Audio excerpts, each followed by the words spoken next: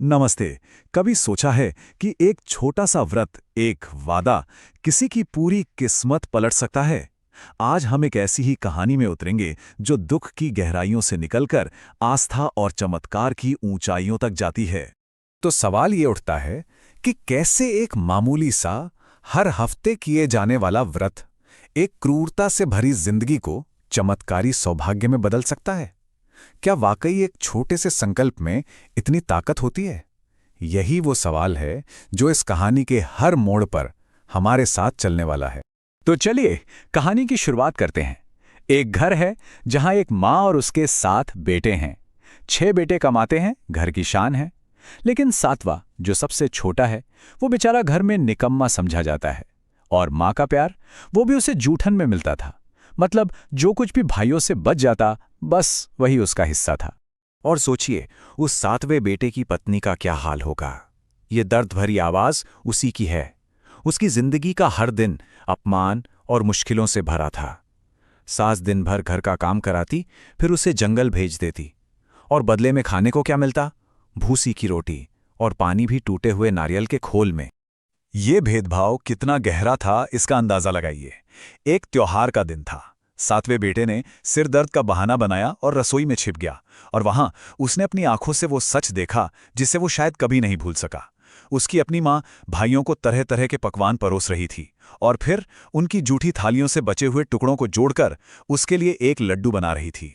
सोचिए, उस एक लड्डू ने उसका दिल कैसे तोड़ा होगा। बस उसी दिन उसने घर छोड़ने का फैसला कर लिया। जाते जाते वो अपनी पत्नी से मिला, उसे अपनी अंगूठी दी और बदले में एक निशानी मांगी। अब उस बिचारी के पास देने को था ही क्या, सिवाय गोबर से सने अपने हाथों के। उसने वही गोबर वाली हथेली अपने पति की पीठ पर छाप दी। यही छाप अब उसकी पहचान बन गई और उसकी पत्नी की याद। और परदेस पहुंचते ही जैसे उसकी किस्मत ने पलटी मारी। एक साहूकार की दुकान पर उसे नौकरी मिली। और देखिए, अपनी मेहनत और ईमानदारी के दम पर वो सिर्फ 3 महीने में ही हिस्सेदार बन गया। और 12 साल में एक नामी सेठ। लेकिन जैसे जैसे उसकी दौलत बढ़ रही थी ना, घर पर उसकी पत्नी का दुख और भी गहरा होता जा रहा था। तो अब कहानी का रुख वापस उस बेबस पत्नी की तरफ मुड़ता है। पति के जाने के बाद वो और भी अकेली और भी दुखी हो गई थी। लेकिन कहते हैं ना, जब अंधेरा सबसे घना होता है, तभी उम्मीद की एक किरण नजर आती है। एक दिन वो जंगल में थी जब उसने कुछ औरतों को पूजा करते देखा। पूछने पर पता चला कि वो सब संतोषी माता का व्रत कर रही हैं। उन्होंने बताया कि ये व्रत हर दुख हर लेता है, गरीबी मिटाता है और परदेस गए पति को भी वापस ले आता है। ये सुनकर उसे लगा जैसे उसे जीने का एक नया सहारा ही मिल गया हो। इस व्रत के नियम थे तो सीधे साधे, पर बहुत सख्त थे। हर शुक्रवार को उपवास रखना है, माता की कथा सुननी है, और सबसे जरूरी, खट्टी चीजों को ना तो छूना है ना ही खाना है। और जब मन की मुराद पूरी हो जाए तो उद्यापन करके व्रत का समापन करना था। हर एक नियम का पालन करना बहुत जरूरी था। तो बस उसने जंगल से बेची लकड़ियों के पैसों से गुड़ चना खरीदा और व्रत शुरू कर दिया। और माता की कृपा देखिए, पहले ही शुक्रवार को पति का खत आ गया और तीसरे शुक्रवार तक तो पैसे भी पहुंच गए। लेकिन उसकी ये खुशी घर में दूसरों के दिलों में जलन की आग लगा रही थी। अब उसकी आस्था और उम्मीद की सबसे बड़ी परीक्षा होने वाली थी। और ये साजिश कोई बाहर वाला नहीं, बल्कि उसके अपने ही रच रहे थे। उधर हजारों मील दूर संतोषी माता ने उसके पति को सपने में दर्शन दिए, उसे अपनी दुखी पत्नी की याद दिलाई, और माता के आशीर्वाद से अगले ही दिन उसका सारा माल बिक गया, सारे कर्ज चुक गए और वो घर वापस आने के लिए निकल पड़ा। पति अमीर होकर घर लौट रहा था, प्रार्थनाएं सुन ली गई थीं। लग तो यही रहा था कि मानो सारे दुख अब खत्म हो गए, पर क्या सच में, या ये तूफान से पहले की शांति थी? मनोकामना पूरी हुई तो उसने उद्यापन का आयोजन किया, अपने जेठ के बेटों को खाने पर बुलाया। लेकिन जलन में जल रही जेठानियों ने एक चाल चली। उन्होंने अपने बच्चों को सिखाया कि खाने में खटाई मांगे। बच्चों की जिद के आगे बहू ने अनजाने में उन्हें पैसे दे दिए, और उन बच्चों ने उन पैसों से इमली खरीद कर खा ली। और बस व्रत का सबसे जरूरी नियम टूट गया। और नियम टूटने का असर फौरन और बहुत भयानक हुआ। अचानक राजा के सिपाही आए और उसके पति को पकड़ कर ले गए।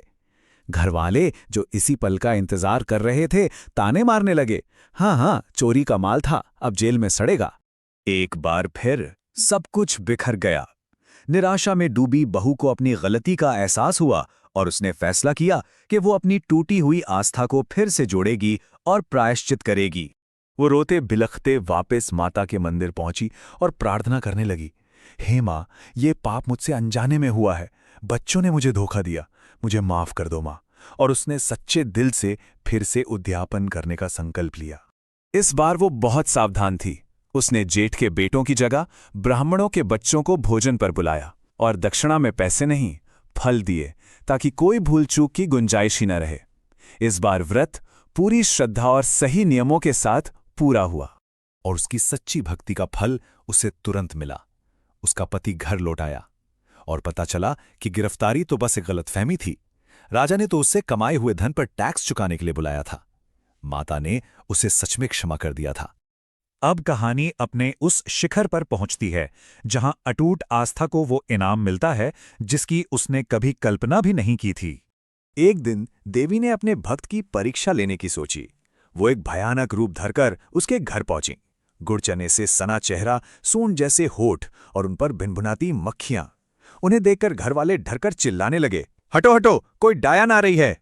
लेकिन उस बहू ने उस भयानक रूप में भी अपनी देवी को पहचान लिया। वो खुशी से चिल्लाई, मेरी माँ आई हैं, और उसने दरवाजे खोल दिए। पूरा परिवार माता के चरणों में गिरकर अपनी गलती की माफी मांगने लगा। तब देवी अपने असली सुंदर रूप में प्रकट हुई। कुछ समय बाद बहू ने एक सुंदर से बेटे को जन्म दिया और उनका घर हमेशा के लिए सुख समृद्धि से भर गया। तो ये कहानी एक बदलाव की यात्रा है। यह हमें दिखाती है कि कैसे जिंदगी गहरी निराशा से शुरू हुई, फिर आस्था के रास्ते पर चलकर उम्मीद तक पहुंची और अंत में पूर्ण समृद्धि और संतोष पर जाकर खत्म हुई। और आखिर में ये कहानी हमें एक गहरे सवाल के साथ छोड़ जाती है कि असली शक्ति किसमें है, सिर्फ बाहर के रीति रिवाजों में या उस अटूट विश्वास और उम्मीद में जो सबसे घने अंधेरे में भी रोशनी की एक किरण जगा सकती है।